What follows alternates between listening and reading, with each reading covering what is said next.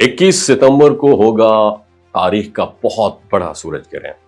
हाल ही में 7 सितंबर को एक खून आलूद चांद यानी ब्लड मून का हैरत अंगेज नज़ारा दुनिया ने देखा और अब उसके फौरन बाद 21 और 22 सितंबर की दरमियानी रात सूरज ग्रहण होने जा रहा है। ये सवाल जहन में जरूर आता है कि क्या ये सब कयामत की निशानियां हैं या महज एक फल्कियाती निज़ाम का हिस्सा है।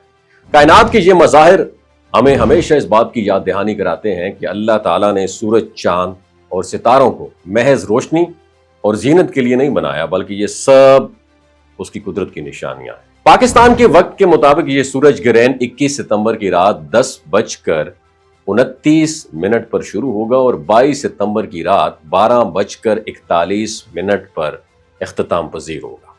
इस तरह यह मजमूई तौर पर 4 घंटे 24 मिनट का ये ड्यूरेशन होगा। अगरचे पाकिस्तान में ये रात के अंधेरे में होगा और सूरज नजर नहीं आएगा, मगर ग्रहण का इम्पैक्ट सिर्फ उस खित्ते तक महदूद नहीं रहता जहां ये दिखाई दे, बल्कि उसके असरात पूरी दुनिया में महसूस किए जाते हैं।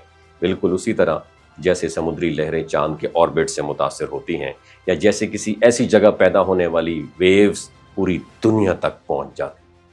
उलमा का कहना है कि ग्रहण के वक्त इंसान को गफलत और तमाशबीनी के बजाय इबादत, तिलावत और दुआ की तरफ मुतवज्जे होना चाहिए और उस मौका पर सूरह शम्स को 10 मरतबा तिलावत करने के साथ साथ शुरू और आखिर में 14 मरतबा दुरूद पाक पढ़ने की तरगीब दी जाती है। फिर उसका सवाब हजरत बीबी फातिमा ज़हरा सलामुल्लाह अलैहा को हदिया करें और उनके वसीले से अल्लाह ताला से खैर व बरकत की दुआ मांगे। और साथ ही ये अमल भी किया जाता है कि चने की दाल या कोई भी जर्द दाने जो अवेलेबल हों उन्हें एक प्याले में जमा करके नीयत के साथ अल्लाह की राह में खैरात कर दें।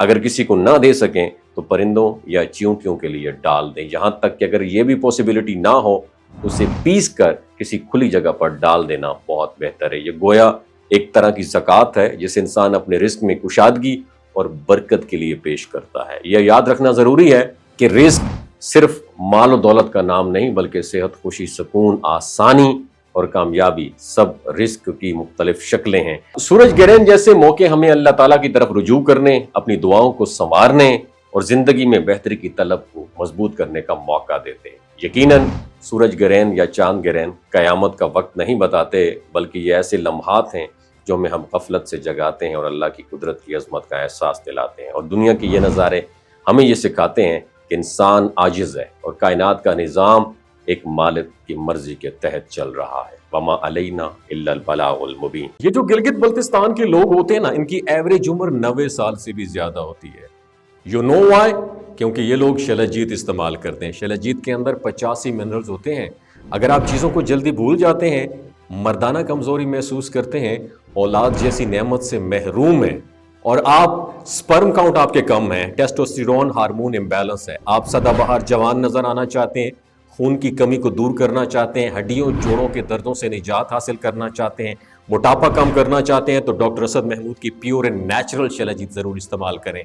एक बात आपने दिमाग की खिड़कियों को खोल के आपने सुननी है, हमेशा ऑर्गेनिक और कुदरती चीज़ों का इस्तेमाल करें। केमिकल वाले फूड सप्लीमेंट खुदारा इस्तेमाल नहीं करने।